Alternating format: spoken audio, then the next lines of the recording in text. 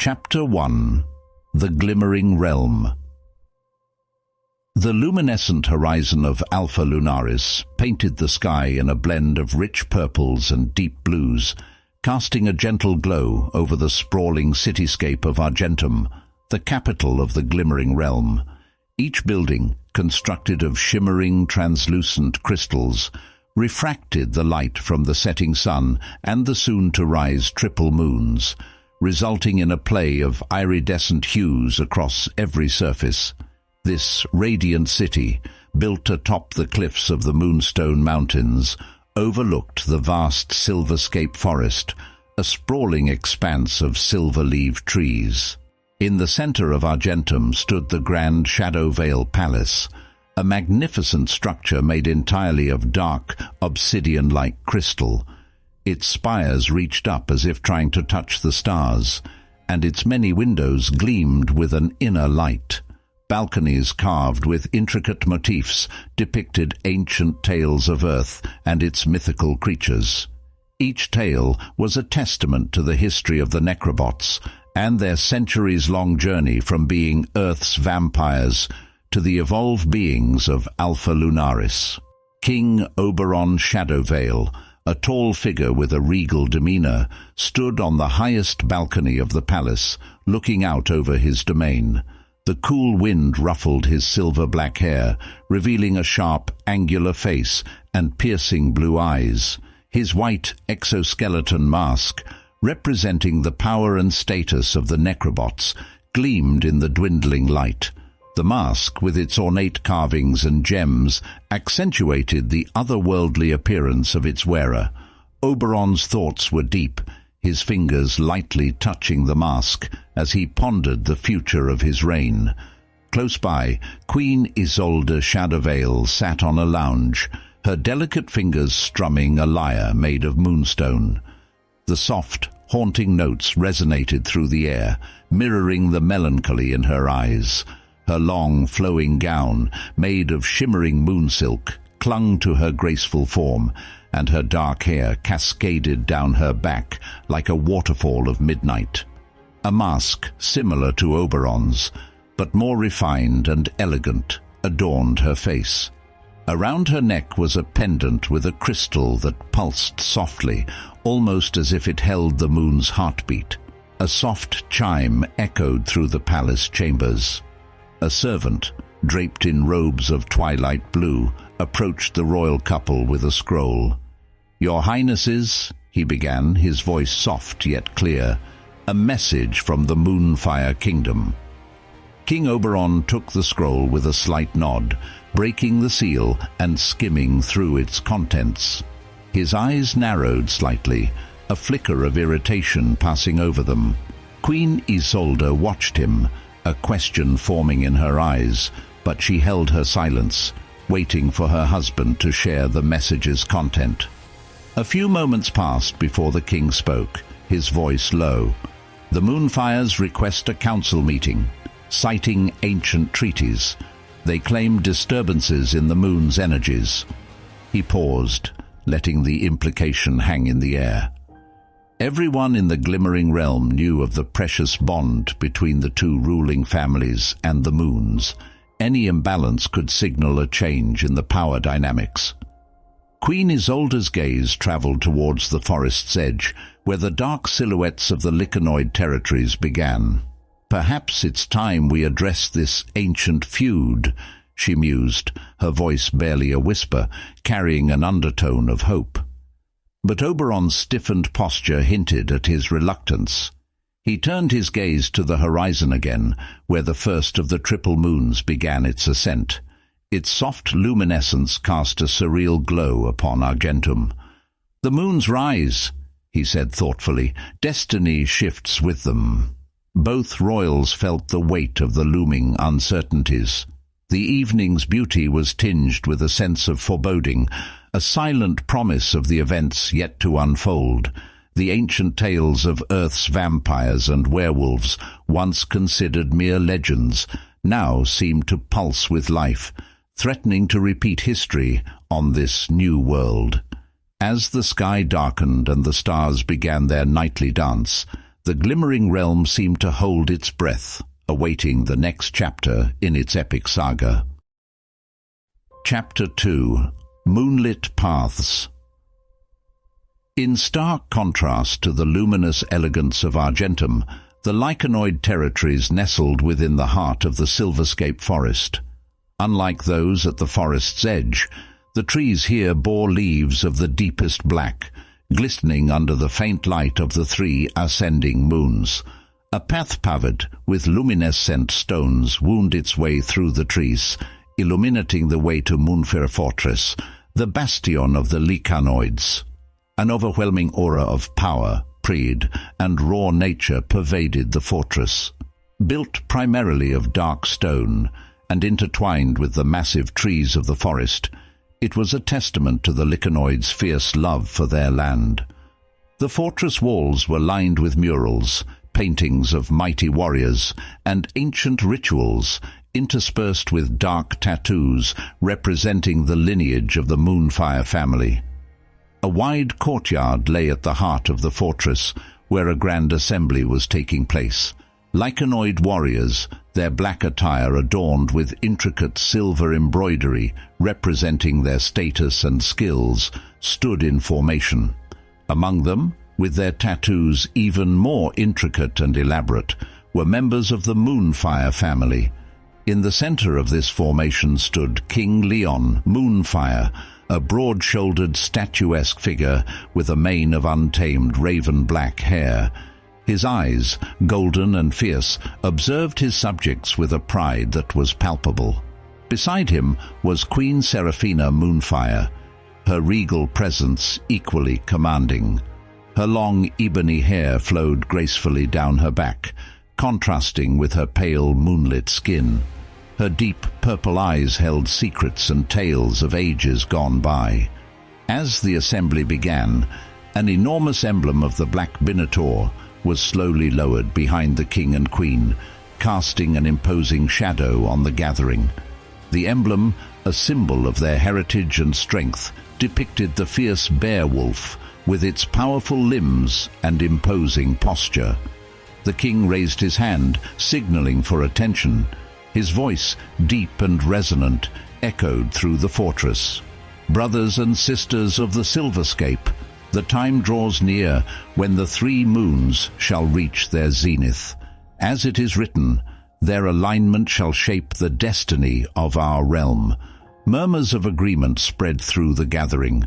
They were well versed in the legends surrounding the triple moons of Alpha Lunaris. It was said that once every millennium the moons would align perfectly, focusing their energy on the land below. And with this concentrated energy came untold power and potential, a force both families sought to control. Queen Seraphina, her voice melodious yet filled with conviction, continued, "The shadow veils may hold the shimmering city of Argentum, but we, the Moonfire lineage, are the true guardians of the Silverscape forest and its secrets." Her intense and unwavering gaze scanned the faces of the gathered Lycanoids, each one hanging on to her every word. "The ancients have foretold a clash of destinies when the moons align," she continued. "But let us not be blinded by old enmities. The true challenge lies in harnessing the moon's energy for the greater good of Alpha Lunaris. Our ancestors, the werewolves of Earth, would have wanted no less." A young warrior draped in slightly different attire and sporting a newer set of tattoos stepped forward. "My queen," he began, his voice tinged with both respect and curiosity, "if we are to seek the power of the moons, should we not first seek a truce with the Necrobots?" Whispers filled the courtyard. The thought of an alliance, however temporary, with the Necrobots was unheard of. Queen Seraphina and King Leon exchanged a brief glance, a silent communication passing between them. King Leon, choosing his words carefully, addressed the young warrior. "Lysander Moonfire, your words hold wisdom beyond your years, yet know that our past is riddled with betrayals. While the idea of a truce is noble, It is a path fraught with peril. Lysander, revealed to be of the Moonfire bloodline, nodded solemnly. I understand, my king. Yet, if the legends are true, the coming alignment could mean a new era for Alpha Lunaris. Perhaps unity, however fleeting, is the key. The gathering fell silent, each Lycanoid lost in contemplation. The weight of destiny loomed over them, and the path ahead was veiled in uncertainty. Above the fortress, the three moons continued their ascent, casting their pale glow over the Silverscape forest. In their ethereal light, the forest seemed to shimmer and pulse, as if it too anticipated the events to come. Chapter 3. Secrets of the Silverscape. Amidst the dense, interwoven branches of the Silverscape forest, there was a clearing that few knew of, and even fewer dared to tread upon. Dubbed the Moonlit Glade by ancient texts, this was a haven, a sanctuary where the light of the three moons shone most brightly. They pierced the black canopy, casting pale, almost spectral beams onto the ground below. Every detail, every blade of grass, was magnified in intensity under their glow, granting the clearing an ethereal beauty. Amid this celestial luminescence there stood an altar of sorts. It was crafted from age-old stones, intricately chiseled with markings that spoke of rituals, rites, and ceremonies of yore. This was the Moonstone Altar, a relic of the past that whispered tales of power, sacrifice, and the very essence of the moons themselves. It was here that Lady Elara Shadowveil, adorned in her pristine white robes that seemed to absorb the moon's radiance, knelt. Her fingers gently traced the carvings on the altar, each marking and etching flooding her mind with memories and lore passed down through the centuries. As a direct descendant of the original vampire settlers of Alpha Lunaris, she was well versed in the legends surrounding the Moonstone altar. Beside the altar lay a pool of clear water, its surface reflecting the moon's overhead. This was the Moon Mirror Pool, said to hold the power to show visions of the future, but only under the right conditions. Legends spoke of the need for a balance of energies, the fiery passion of the Lycanoids and the cold precision of the Necrobots. Lost in the ancient tales and the beauty of the surroundings, Elara was startled by the sudden rustling of leaves. Emerging from the shadows was a figure she recognized all too well, Lysander Moonfire, the young Lycanoid prince who had recently voiced the daring idea of a truce with her kin. Elara, Lysander began, his voice hushed, yet carrying an intensity that resonated in the stillness of the glade. I had a feeling I'd find you here. Elara's silver eyes piercing the night responded calmly. The moonlit glade holds many secrets, Lysander, secrets that could be crucial in the days to come. Lysander nodded, his golden eyes reflecting a deep understanding. The Moon Mirror Pool, he whispered, drawing closer to its shimmering surface. The legends claim it can show visions of the future, but only if both our bloodlines willingly come together. Elara, her gaze lingering on the pool, replied, Yes, a union of our energies, a momentary alliance could unlock its power. But the risks, the implications for our families and clans. Her voice trailed off, laden with uncertainty. Looking deep into the pool, Lysander said, Sometimes, to shape the future, we must risk everything. The alignment of the moons draws near, and without guidance, both our clans might be led into darkness. The two of them stood in silence for a moment, the weight of their shared destiny pressing upon them. The glade, bathed in the trinity of moonlight, bore witness to their quiet contemplation. After what seemed like an eternity, Elara whispered, Very well, Lysander, but understand this. Our actions here tonight, whatever visions the moon mirror may reveal, must remain a secret. We tread on dangerous ground." Lysander nodded in agreement. "Our ancestors, werewolves and vampires, have left a legacy behind. We owe it to them and Alpha Lunaris to seek out the truth." Together they approached the moon mirror pool.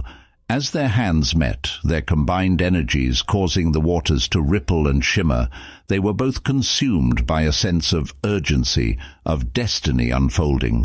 But what lay ahead, the visions and truths that the pool would reveal, remained shrouded in the mysteries of the Silverscape. Chapter 4. Whispers in the Hallowed Halls. Deep within the sprawling palace of the Shadow Vale clan, corridors twisted and turned, revealing grand chambers adorned with artifacts from epochs past. But even in this labyrinth of opulence and history, there existed rooms that few knew of. One such room, hidden away behind ornate tapestries depicting the White Limia in majestic repose, was the Chamber of Echoes. This chamber, with its walls of polished obsidian, held the unique ability to capture and amplify the softest of whispers, turning them into sonorous echoes that would reverberate for hours. In the center of this chamber was a round table, carved from a single piece of luminous moonstone. The table glowed faintly, casting a gentle light that danced and shimmered across the walls. Seated around the table were 3 figures, each draped in flowing robes of varying shades of silver. Their identities were concealed by white exoskeleton masks, signifying their membership in the inner circle of the Shadow Vale clan. Vailora, the eldest and most revered of the trio, slowly lifted a delicate chalice filled with an iridescent liquid. As she sipped, the glow from the moonstone table highlighted the intricate filigree of her mask, and her voice, magnified by the chamber's properties, filled the room. The balance of power on Alpha Lunaris is shifting. The Lycanoids grow bolder by the day, and whispers of alliances reach even my ears. Beside her, Thalor, with his mask adorned with ornate carvings representing the phases of the 3 moons, replied, "Indeed, Vailora, and yet there are those within our own ranks who might seek to bridge the divide. Elara has been seen in the company of Lysander Moonfire on more than one occasion." The third figure, Leora, her mask studded with tiny crystals that reflected the moonstone's glow, leaned forward. "Love or politics, their union is dangerous, but we must tread carefully. Acting without certainty could ignite a war we are unprepared for." Vailora nodded, her long silver hair cascading like a waterfall down her back. "The moon mirror pool might have answers. If they have sought its guidance, we need to know." Thalor interjected, his voice filled with concern. "But the pool's visions are not easily deciphered, and if Elara and Lysander have unlocked its secrets, they may hold power beyond our understanding." Her fingers caressing the table's surface, Leora said, "We need ease and ears in places we cannot go.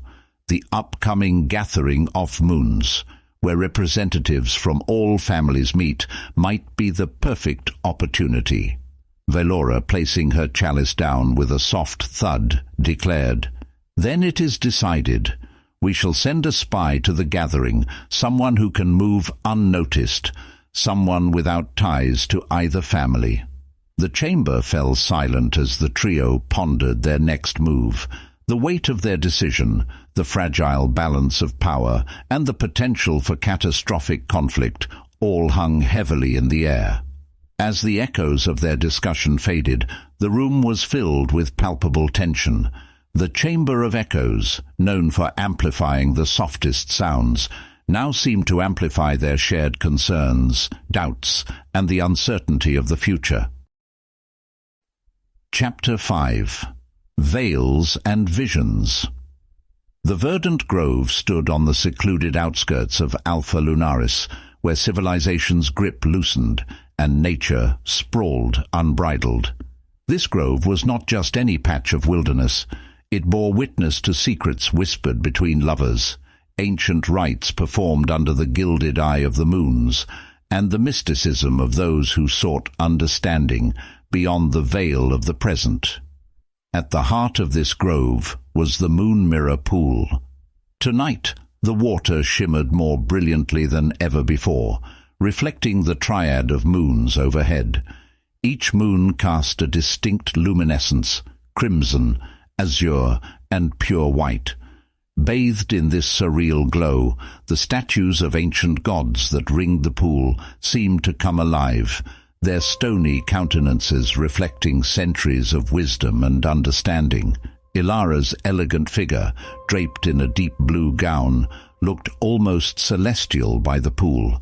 Each intricate stitch on her gown seemed to resonate with the stories of old, of love lost and wars won. Her sapphire-adorned diadem reflected the gentle ripples of the pool, creating an ever-shifting dance of light and shadow on her serene face. Beside her, Lysander, the embodiment of contrast in his deep black attire, stood like a sentinel. His clothes, etched with patterns that mirrored the constellations, spoke of a heritage steeped in valor and sacrifice. Though inches apart, their fingers seemed connected by an electric charge, a bond palpable in the still night air. For a moment, the world seemed to hold its breath, letting the profound intimacy of the scene unfold. Softly, with a voice laden with contemplation, Lysander remarked, "This pool, they say, mirrors the truth. Yet all I discern are enigmatic patterns, mysteries within mysteries." Elara, her tone gentle yet instructive, replied, "The moon mirror doesn't merely show, Lysander. It lets one feel. Close your eyes. Let the visions wash over you." As if heeding her advice, the pool's surface danced with new fervor. Visions materialized, a fierce white lion emblematic of the Necrobots, and a formidable black bear wolf, symbolizing the Lycanoids, locked in an eternal dance. And then, breaking the age-old dichotomy, an image emerged. A child, a harmonious blend of both clans, standing resolute under the protective gaze of the three moons. A heavy pause ensued before Lysander finally spoke. Could it be a prophecy signaling our union, a hope for a united future? Elara, her voice trembling with the weight of realization, said, "Or perhaps a warning, a premonition of events that might shatter the very fabric of our worlds." The weight of the revelation bore down on them, yet a subtle disturbance caught their attention before they could fully grasp the enormity. A shadow retreated hastily, leaving behind a white veil marked with the Shadow Veil emblem. Snatching the veil, Elara whispered aghast, "This belonged to my mother. She's been watching." Lysander, his face a mask of concern, said, "Our clandestine trysts are clandestine no more. We tread on dangerous grounds." Understanding the gravity, the two realized that the gears of destiny were now in motion, possibly leading them down pathways they hadn't foreseen.